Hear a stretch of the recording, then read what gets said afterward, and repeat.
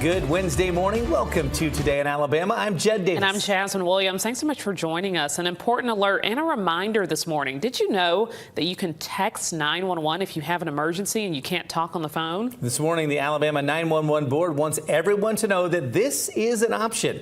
WSFA 12 News reporter Bethany Davis joins us live this morning in the studio. Bethany, this is an important feature and it really could be a lifesaver. Yeah, it is important to remember that calling 911 is still the best way to get the fastest help. But if you do find yourself in an emergency situation where you don't feel safe to speak out loud, or maybe you're unable to speak, well, texting can be a really useful and important tool. This is Laura Earhart, by the way, with the Alabama 911 board. Talk a little bit about when texting 911 is a good or a better option.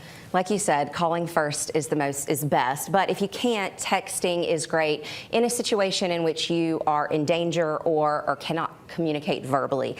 An example would be if you were abducted, or you may be in your home and you think someone is in your home and you don't want to alert the perpetrator to the fact that you're contacting 911 or your location. So texting is a great option for that. Another great option is, another reason is accessibility. There are people who have difficulty communicating verbally, so they should utilize this service when they need to. That's a great reason. And lastly, language translation services. There are a few more options in the text platform, and so there's an option to have that rather than conferencing in a language translator. So when we're trying to decide when it's best to call or text 911, what are some things we should keep in mind, things to consider when making that decision? Sure.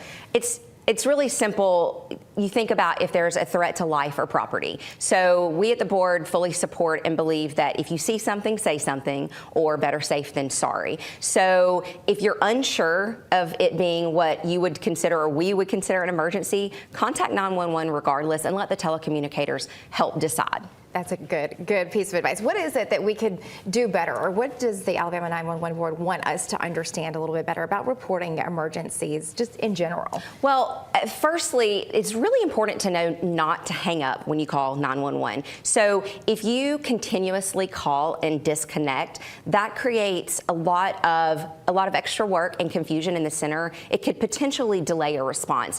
And the routing and the service that is built into the 911 network that is provided by the state board is the Alabama Next Generation Emergency Network, ANGEN, and that is built based around the staffing, the center's operations, and who their backup is. So it's all done for a specific reason. So to think, don't hang up, don't disconnect, and then call back.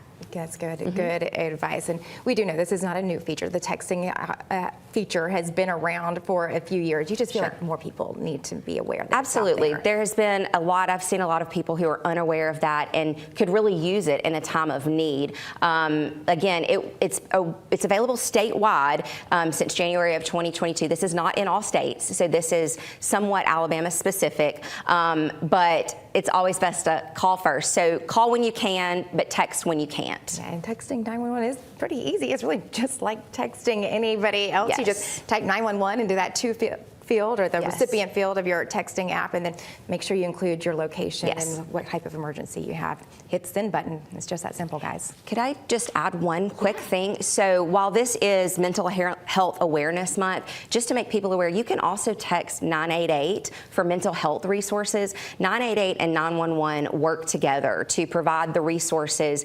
in emergency events that may not require police, fire, or medical, but they may need mental health resources. And so those telecommunicators in both centers work together. So just a reminder that you can also text 988 for mental health resources. That's a great reminder. 988, by the way, is a nationwide hotline that is available 24/7. It's a mental health crisis hotline that you can call, dial, text 988 anytime as well. All right, Bethany, and again, she said you can text 911. That is available everywhere in our state. Forecast, Judd. Thank you, Nick. 6:04 right now. New this morning. Did you know you can text 911 in case of an emergency if calling and speaking out loud isn't an option? WSFA 12 News reporter Bethany Davis joins us live in the studio this morning. Bethany, talk about how this works. Yeah, well, it's really just as simple as sending a text to a friend or any other contact. This is Laura Earhart with the Alabama 911 board. The process of texting 911 is pretty easy. You just put 911 in the same field where we would put our friend's name or a family member's name. Right. But what kind of information should we include when we're texting 911? So for the first thing, the most important thing is your location and then the type of emergency.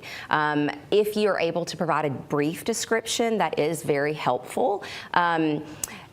There is usually a pre-formatted message that the telecommunicator will have, and they will have questions and answers, and they'll walk you through those things. I was going to ask about what kind of response we can expect when we text. We know when we call, obviously, there's a conversation that happens. What kind of texting conversation happens? So first and foremost, just so everyone knows, there are times where it could potentially not be available due to staffing or technical issues. So if that is the case, you text to 911, you would receive a bounce back message that would advise you that to make sure that you were aware that wasn't going through.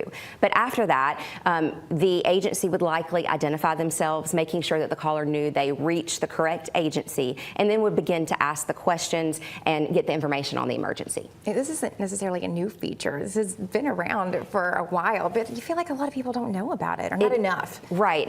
That is very true. So it was launched officially through the state of Alabama, through our board, January 31st of 2022. So it has been available statewide since then. But it seems that those numbers from the beginning of collecting the data in 2021 to 2024, the numbers have increased by 100% of the texts that have come through. And we just want to make sure everyone is aware that that is an option when you cannot call. It is, yes. Yes. When you cannot call, we do know calling is still the best. But we Yes. are going to talk a little bit more this morning about some of the best situations to text 911 instead of calling. And we'll talk a little bit more about what the Alabama 911 board just wants us to know about reporting emergencies in general, guys. All right, good information, Bethany. Thank you. We'll check back in with her in just a little bit later on in the show this morning. Text to 911 is available everywhere in the state of Alabama.